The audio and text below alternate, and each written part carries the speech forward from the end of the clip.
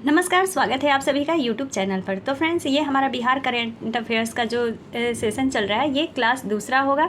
इसमें आज हम लोग देखेंगे जो भी एक साल में बीपीएससी द्वारा बिहार करेंट अफेयर्स से प्रश्न पूछे गए हैं, जितने भी एग्ज़ाम हुए हैं उन सभी को 2022 से 2023 तक जो भी एग्ज़ाम हुआ है उन सभी प्रश्नों को देखेंगे, तथा जो बिहार का अभी जो नया नवीनतम आंकड़ा आया है उसको देखेंगे। तो आज हम लोग ये दो टॉपिक ख़त्म करेंगे। तो चलिए शुरू करते हैं बिना देरी किए हुए। अगर आप लोग नए हो, वीडियो पसंद आ जाए तो चैनल को सब्सक्राइब और लाइक कर दीजिएगा। पढ़ते हैं हम लोग। देखिए, थोड़ा सा छोटा दिखेगा पर कोई बात नहीं, पूरी वीडियो जरूर देखिएगा। आंकड़े से प्रश्न पूछे जाते हैं। वर्ष 2021-22 में सबसे अधिक वर्षा वाला जिला कौन सा है? तो वो है पश्चिमी चंपारण। नंबर 1 पे पश्चिमी चंपारण है, दूसरे पर किशनगंज और तीसरे पर कौन है? पूर्वी चंपारण है। ठीक है, सबसे अधिक वर्षा वाला जिला। सबसे कम वर्षा वाला जिला कौन सा हो गया? तो अरवल हो गया, रोहतास हो गया और मुंगेर हो गया। मुंगेर तीसरे स्थान पर है। इसके बाद आता है शहरीकरण वाले 3 जिले। शहरीकरण वाले 3 जिले कौन कौन से हो गए? तो पटना, मुंगेर और नालंदा। पटना नंबर 1 पे आता है, दूसरे पर मुंगेर और तीसरे पर नालंदा हो गया। शहरीकरण सबसे कम वाले जिले तो वो है मधुबनी, बांका, फिर सीतामढ़ी। कौन? मधुबनी नंबर 1 पे है, फिर बांका है, फिर सीतामढ़ी है। प्रति व्यक्ति आय सर्वाधिक जो 2020-21 में है वो कौन सा जिला है? तो पटना हो गया, बेगूसराय और मुंगेर। पटना नंबर 1 पे है सर्वाधिक आय में। और सबसे कम आय में कौन सा जिला है? तो वो है शिवहर। शिवहर। अगला है एनएच की सर्वाधिक लंबाई वाले 3 जिले। एनएच की सर्वाधिक लंबाई वाले 3 जिले 2022 तक का पूछा गया है। तो वो हो गया नंबर 1 पे पटना में 506 किलोमीटर है, उसके बाद मधुबनी और उसके बाद मुजफ्फरपुर। और सबसे कम कौन से 3 जिले हैं 2022 तक? तो सबसे कम है जो है 22 किलोमीटर शिवहर में है, उसके बाद सेकंड नंबर पे आता है शेखपुरा और तीसरे नंबर पर हमारा आता है लखीसराय। एसएच की सर्वाधिक लंबाई वाले 3 जिले। एसएच की सर्वाधिक लंबाई वाले 3 जिले कौन है? तो गया, दरभंगा और रोहतास। एसएच की सबसे कम लंबाई वाले 3 जिले कौन से हैं? तो वो है शिवहर, खगड़िया। कौन? शिवहर और खगड़िया है, और फिर उसके बाद रोहतास आता है। ठीक है, लंबाई वाला 3 जिला अगर एसएच की लंबाई वाला पूछ ले तो वो गया हो गया नंबर 1 पे, और कम की अगर पूछ ले तो शिवहर हो गया। वर्ष 2021-22 में सबसे अधिक बिजली खपत वाला जिला कौन सा है? तो वो है पटना। पटना के बाद आ गया दूसरे नंबर पे गया और फिर आता है मुजफ्फरपुर। और सबसे कम खपत वाला तो शिवहर हो गया, अरवल हो गया और शेखपुरा हो गया। ठीक है, शिवहर देख रहे हैं कितना जगह आता है। प्रति व्यक्ति अगर कम पूछ लेता है तो उसमें भी शिवहर है। एनएच की सबसे कम लंबाई वाला जिला तो वो भी शिवहर है। आगे बढ़ते हैं। और सबसे घनत्व में, जनसंख्या घनत्व में सबसे आगे शिवहर है। वर्ष 2021-22 में चावल के उत्पादन के शीर्ष 3 जिले, सबसे 3 आगे जिले कौन से हैं जो चावल के उत्पादन सबसे अधिक करते हैं? तो वो है नंबर 1 पे रोहतास, फिर औरंगाबाद, उसके बाद कैमूर हो गया।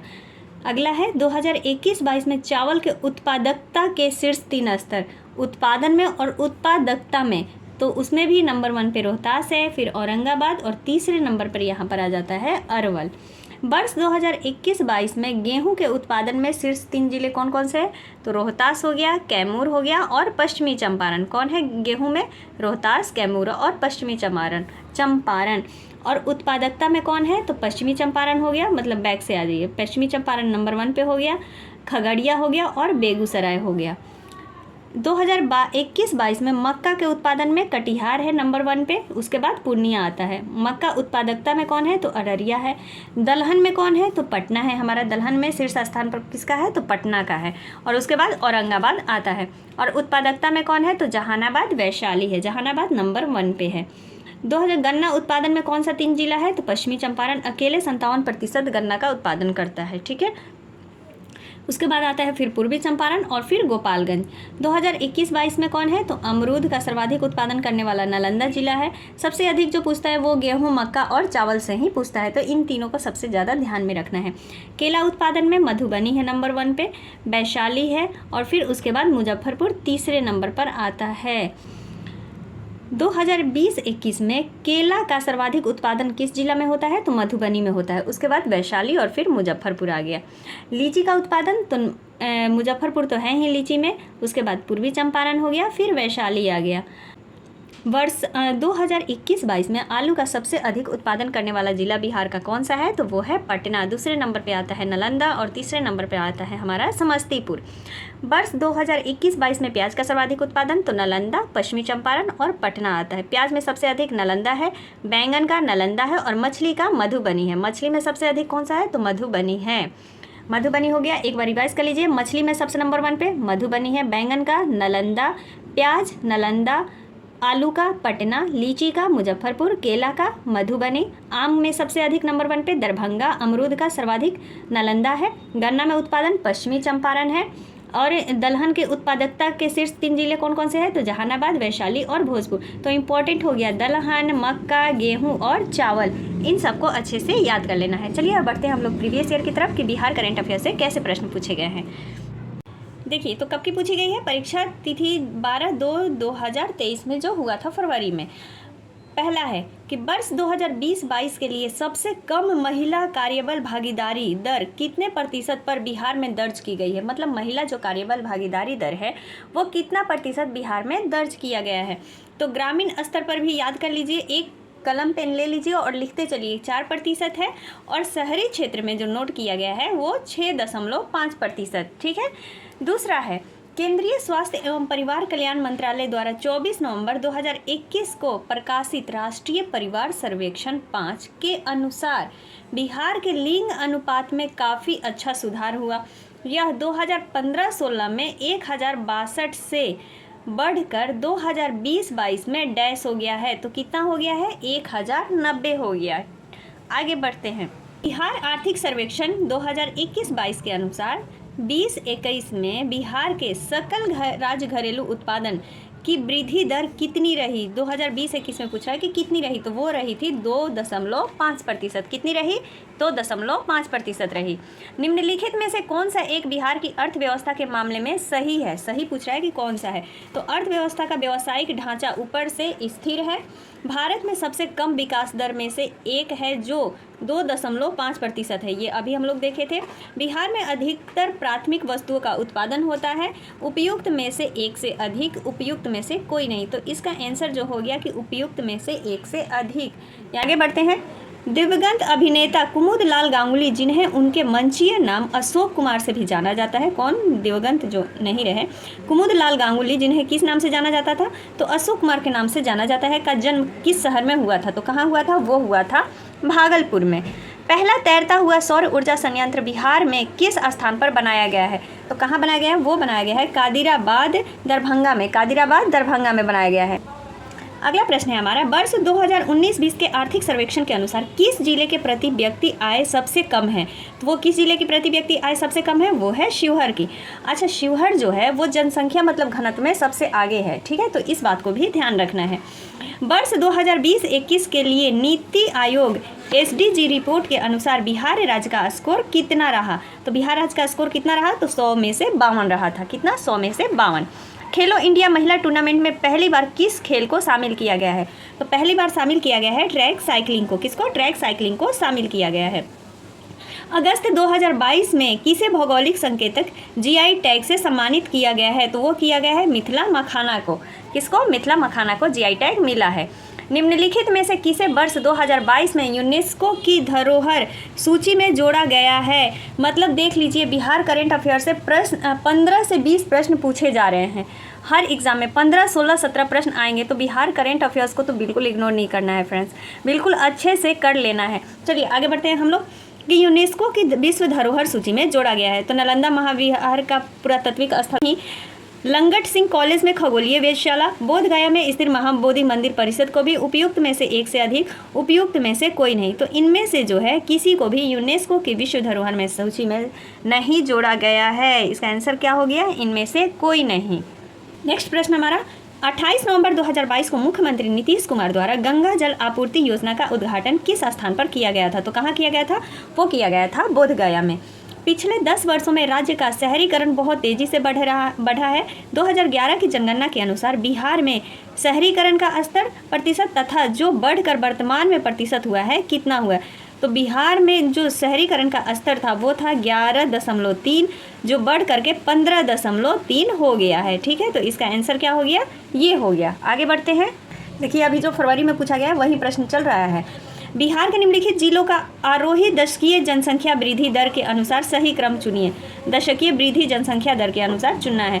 सिवान, किशनगंज, मधेपुरा। तो इसका आंसर यही हो गया कि सिवान, किशनगंज और मधेपुरा जो है दशकीय जनसंख्या वृद्धि दर में क्या है? सही क्रम है। सबसे ज़्यादा देखिए, तो 2011 की जनगणना के अनुसार अगर हम लोग देखते हैं दशकीय वृद्धि दर, तो सबसे अधिक जो है वो मधेपुरा का है और सबसे कम किसका है, तो अरवल हो गया, गोपालगंज हो गया, इन सब का है। लेकिन इनमें से हमें चुनना है, तो इनमें से जो सिवान का है वो है 22.7%, जीरो का कोई मायने नहीं रख जाता है। किशनगंज का है 30.40, किशनगंज का कितना है, तो 30.40 वृद्धि दर है। और मधेपुरा का जो है, मधेपुरा का 31.12।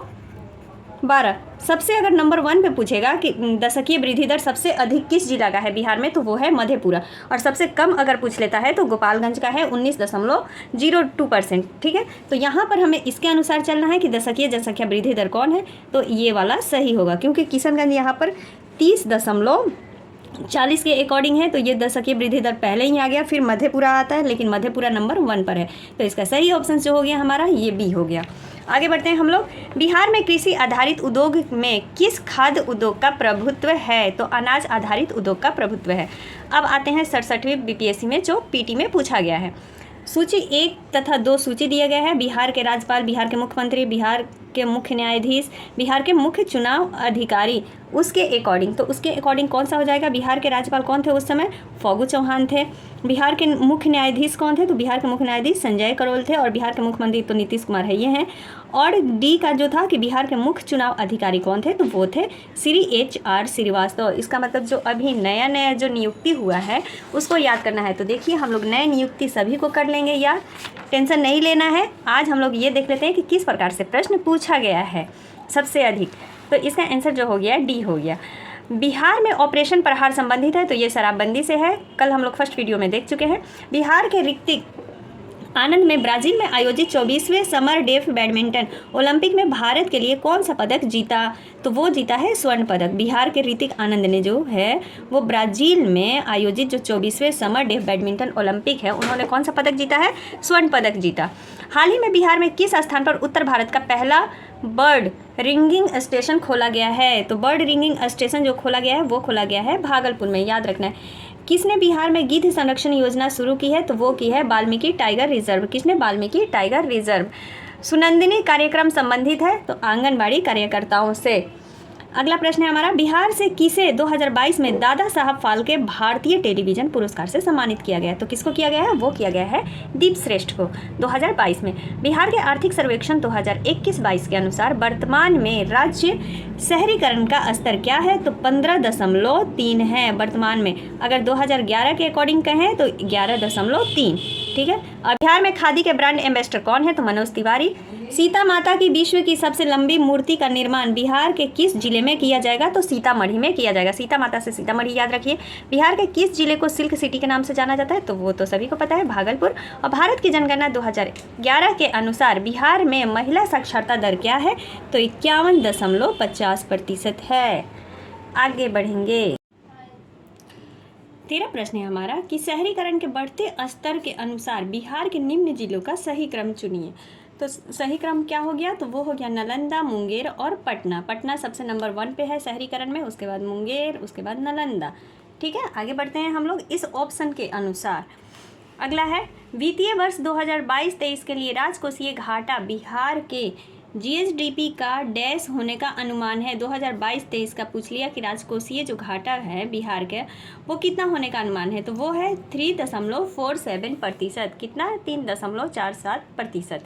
15 प्रश्न है हमारा कि वह विकल्प चुनिए जो बिहार की 7 निश्चय भाग 2 योजना का हिस्सा नहीं है, बोल रहा है कि नहीं है।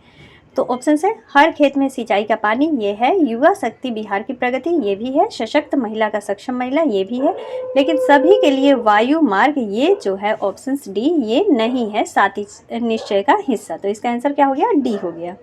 हम लोग 7 निश्चय वाला भी करेंगे। देखिए यहाँ पर जो दिया है ना, बिहार से संबंधित जो 7 निश्चय महत्वपूर्ण किए गए हैं उन सभी को भी हम लोग देखेंगे, तो घबराने वाली बात नहीं है, सभी को करना है। आज प्रीवियस ईयर देख रहे हैं कैसे कैसे प्रश्न पूछा जा रहा है।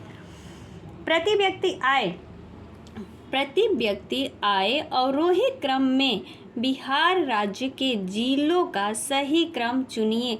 देखिए जब अ लगा हो ना, तो इसका मतलब समझिए कि बड़ा से छोटे की तरफ जाना है, और जब आ लगा हो, आ बड़ा होता है ना, तो इसका मतलब समझ लीजिए छोटा से बड़ा की तरफ जाना है। तो मैं तो ऐसे ही याद करती हूँ भाई, अपना वो लगा करके कि जिससे कि याद रहे एग्ज़ाम में हमें।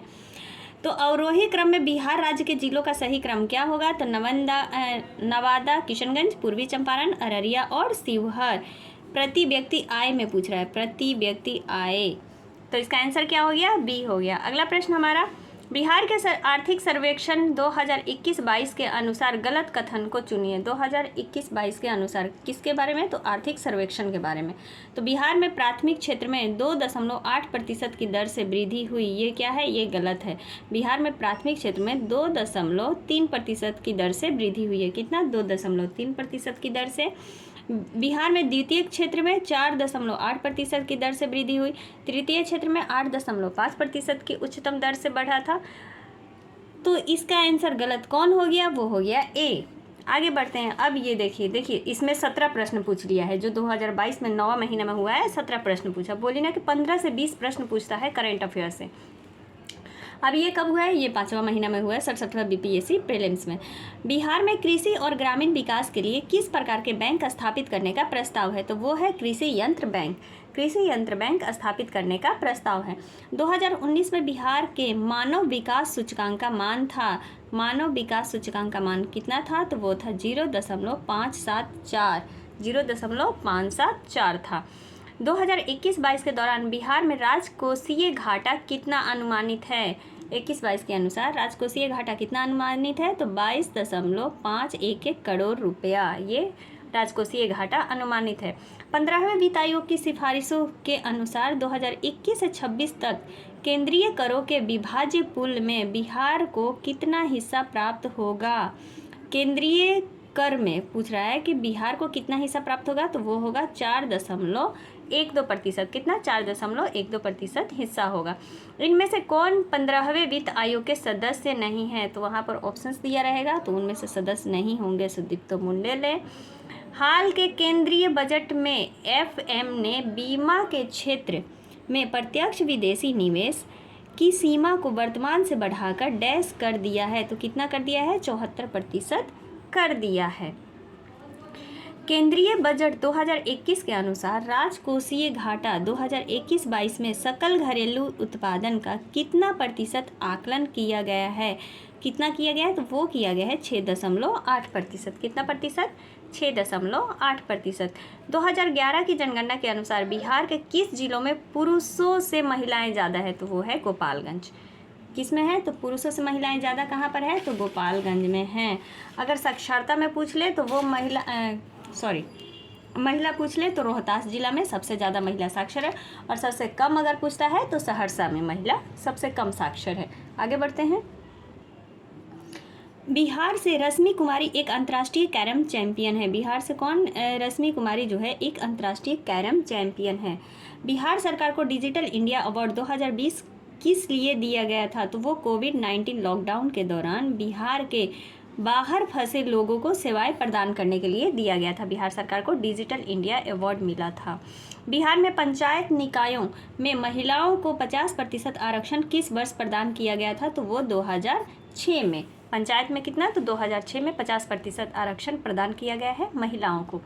बिहार में वर्ष 2021-22 के लिए पेश किए गए बजट में प्रस्तावित नया मंत्रालय किस पर केंद्रित है? तो नया मंत्रालय जो है वो केंद्रित है कौशल और उद्यमिता विकास पर। किस पर? कौशल और उद्यमिता विकास पर। अगला प्रश्न, बिहार में मानव विकास उप मिशन के अंतर्गत कितने विभाग शामिल हैं? तो मानव विकास उप मिशन के अंतर्गत कितने विभाग? 7 विभाग शामिल हैं। गरीब कल्याण रोजगार अभियान के किस जिले से प्रधानमंत्री द्वारा 2020 में शुरू किया गया था? तो वो किया गया था खगड़िया। गरीब कल्याण रोजगार अभियान किस जिले से प्रधानमंत्री द्वारा 2020 में शुरू किया गया? तो खगड़िया जिला से शुरू किया गया था। बिहार का पहला रामसर स्थल कौन सा है? तो कांवड़ झील है। अगला है, ब्रह्मयोनी हिल बिहार के किस जिले में स्थित है? तो गया में स्थित है। अगला प्रश्न, ये कब का है? तो ये 8वां महीना 2022 का है। ये बीपीएससी WOPT के लिए है। बाल सहायता योजना के तहत बिहार के मुख्यमंत्री द्वारा कोविड-19 से अनाथ हुए बच्चों के पुनर्वास के लिए कितनी राशि की घोषणा की गई है? 18 वर्ष की आयु होने तक। तो वो किया गया है 1500 रुपया। कितना? 1500 रुपया किया गया है। यार देख रहे हैं कितना बड़ा बड़ा प्रश्न पूछा जा रहा है। नई दिल्ली के प्रगति मैदान में आयोजित 40वें भारत अंतर्राष्ट्रीय व्यापार मेले के समापन समारोह के दौरान किस मंडप को सर्वश्रेष्ठ मंडप श्रेणी में स्वर्ण पदक से सम्मानित किया गया है? तो बिहार मंडप को। किसको? बिहार मंडप को सर्वश्रेष्ठ यानी स्वर्ण पदक से सम्मानित किया गया है। नेक्स्ट है, सरकारी थिंक टैंक नीति आयोग के बहुआयामी गरीबी सूचकांक के अनुसार बिहार की गरीब आबादी का प्रतिशत है। तो बिहार कितनी गरीब आबादी का प्रतिशत है? तो वो है 51.91%। मतलब 100 में 51 लोग जो है वो बिहार में गरीब है। गरीबी रेखा से सबसे नीचे है, ये है बिहार। टोक्यो पैरालंपिक में बिहार के प्रमोद भगत ने किस खेल में स्वर्ण पदक जीता है? तो पैरा बैडमिंटन में। किस में? पैरालंपिक है ना, तो पैरा बैडमिंटन में जीता है। किसने जीता है? तो प्रमोद भगत ने स्वर्ण पदक जीता है। बिहार दिवस 2022 की थीम क्या है? तो जल जीवन हरियाली 2022 की थीम थी, जल जीवन हरियाली। अगला है, पूर्वी क्षेत्र सम्मेलन जो 7 जनवरी 2022 को पटना में संयुक्त रूप से रेल मंत्रालय एवं बिहार सरकार द्वारा आयोजित किया गया था, वह था तो वो पीएम गति शक्ति योजना पर आधारित था। किस पर आधारित था? तो पीएम गति शक्ति योजना पर। राष्ट्रीय कला उत्सव 2021 में बिहार की कितनी प्रतिभाएं विजेता रही? कितनी? तो 5 प्रतिभाएं विजेता रही राष्ट्रीय कला उत्सव में। बिहार के में सामाजिक कार्य के लिए वर्ष 2022 के पद्मश्री पुरस्कार किसे सम्मानित किया गया है? तो वो आचार्य चन्नाजी को सम्मानित किया गया है सामाजिक कार्य के लिए 2022 में पद्मश्री पुरस्कार से। बिहार में प्रधानमंत्री राष्ट्रीय बाल पुरस्कार 2022 से किसे सम्मानित किया गया है? तो धीरज को सम्मानित किया गया है। बाल पुरस्कार किसे दिलाया गया है? तो धीरज को। बिहार के किस शहर में देश का पहला शिल्पकला संग्रहालय बनाया जा रहा है? तो पटना में बनाया जा रहा है। बिहार के कृषि जलवायु क्षेत्रों में से वर्तमान में कौन सा सबसे अधिक मखाना उत्पादन करता है? तो वो करता है पूर्वोत्तरीय जलोढ़ मैदान। कौन? पूर्वोत्तरीय जलोढ़ मैदान करता है। बिहार प्रदेश में तेजी से विकास करने वाला उद्योग है, तो कौन सा तेजी से विकास करने वाला उद्योग है? अभी तो मखाना ही कर रहा है सबसे तेजी से विकास उद्योग। खाद्य प्रसंस्करण, दूध। अच्छा, दूध उत्पादन करने में कौन सा राज्य है? तो वो है राजस्थान। राजस्थान नंबर 1 पर दूध उत्पादन करने वाला राज्य बन गया है भारत का। खाद्य संस्करण, चीनी निर्माण, इनमें से कोई नहीं। तो आंसर हो गया इनमें से कोई नहीं। बिहार प्रदेश जो है तेजी से विकास करने वाला उद्योग है, तो इनमें से कोई नहीं जो ऑप्शंस दिया गया है। तो ये थे प्रीवियस ईयर क्वेश्चन कुछ जो कि एग्जामों में पूछे गए हैं 2022 से 23 तक के। तो आई होप कि आप लोगों को ये वीडियो पसंद आएगा। मिलते हैं अगले वीडियो में। कहीं अगर छोटी मोटी त्रुटि रह गई हो तो उसके लिए क्षमा प्रार्थी हूँ। धन्यवाद वीडियो देखने के लिए।